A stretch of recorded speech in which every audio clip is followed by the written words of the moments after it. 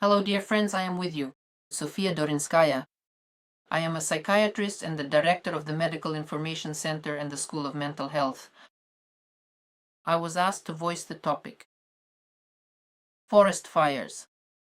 Forest fires, nothing to breathe, what to do?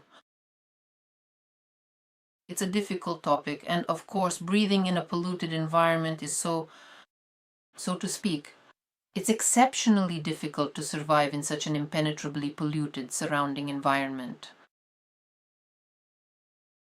There are general rules, that is, to spend less time outside.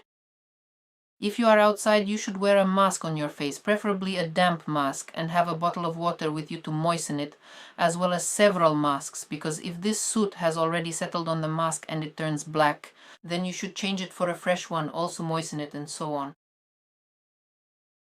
Which is something you absolutely must do when you open the windows. In order to air out the room, since everyone still needs fresh air, please cover the window or vent with a damp cloth. A damp cloth, first of all, holds particles better than a dry one. These tiny microscopic particles, specifically the ones from the combustion and burning process, these microparticles that get into the air and naturally into our respiratory tracts and our lungs. It is also very important to humidify the air because at very high temperatures the air becomes extremely dry and irritating to the throat. Therefore, you need to humidify the air here. This can be done either you lay out damp cloths, for example, on the radiators. Yes, the radiators are turned off now, so they just serve as racks for the damp cloths. Towels, or you can place some containers of water. The water will evaporate, and in this way you humidify the air. There are air humidifiers available now, and of course it's great if you can have some kind of air filtration like air conditioners, but air conditioners too, as you know, they dry out the air, so you need to humidify that air. That's for sure. I personally haven't seen it anywhere lately, but I firmly believe, and it is indeed correct, that there is such a specific medical device known as an oxygen pillow. These items are commonly sold over the counter in pharmacies, and it is entirely appropriate and wise to have one available at home for emergencies. Because if it becomes really hard to breathe and you realize that you're suffocating, breathing a little oxygen, yes, from the oxygen pillow, and it's not pure oxygen, it's a breathing mixture, then of course breathing it for a while so your body gets saturated with oxygen, gets saturated with clean air, that's important. This is especially important if you have elderly relatives. Of course, the situation is much more serious if a person suffers from any chronic respiratory diseases. In this case, you really need to be under a doctor's supervision. I think the doctor himself will recommend that you have oxygen pillows. Nevertheless, having this oxygen pillow which you can use to breathe, of course, it's not like in intensive care where you lie with it for days on end, but it's good to have it for some period of time.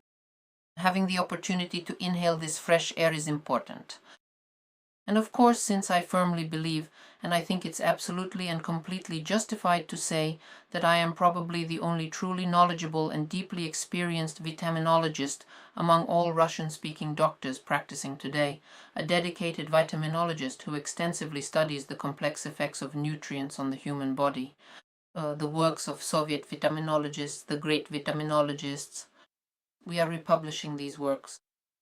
Of course, I can't help but mention which vitamins should be taken during such a period. I'll mention just a few that, as they say, really deserve to be talked about. The vitamin responsible for saturating the blood with oxygen is vitamin E. Therefore, this specific essential vitamin should be consistently incorporated into your daily routine. During those periods when you are living in an environment that is heavily impacted by severe pollution. You can't even call it just indoors because the same thing is happening outside as well. How much vitamin E? From 400 to 600 international units. IU? These are not milligrams. If you want to find out if you have, say, you bought a supplement and it's labeled in milligrams and you don't know how many international units that is, there are tables available online. You just search for them and they will convert those milligrams into international units and vice versa. And you'll be able to find out how many international units that is. Right now I'm telling you the amounts in international units.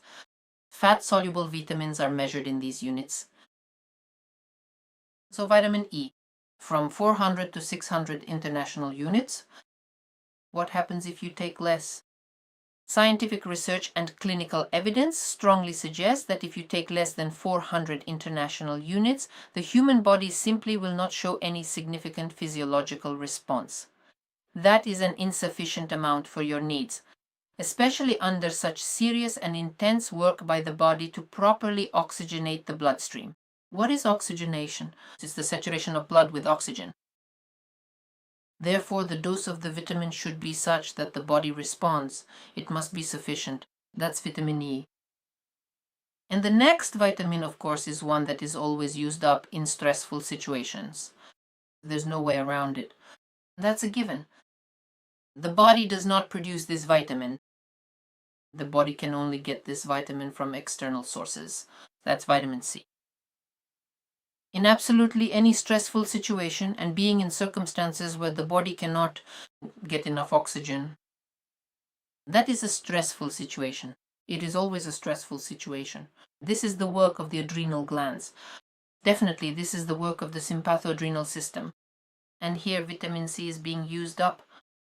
Vitamin C is stored in our bodies, meaning it is preserved in a certain amount in the adrenal glands and in the intestinal wall.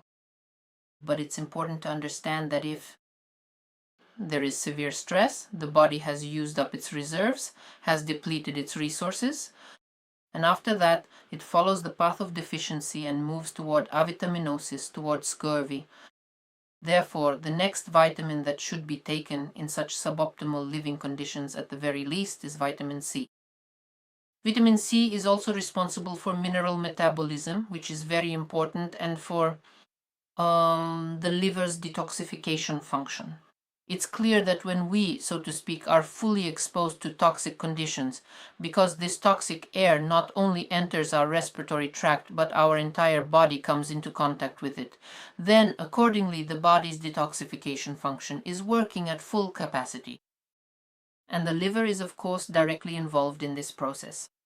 Here vitamin C plays an incredibly vital role.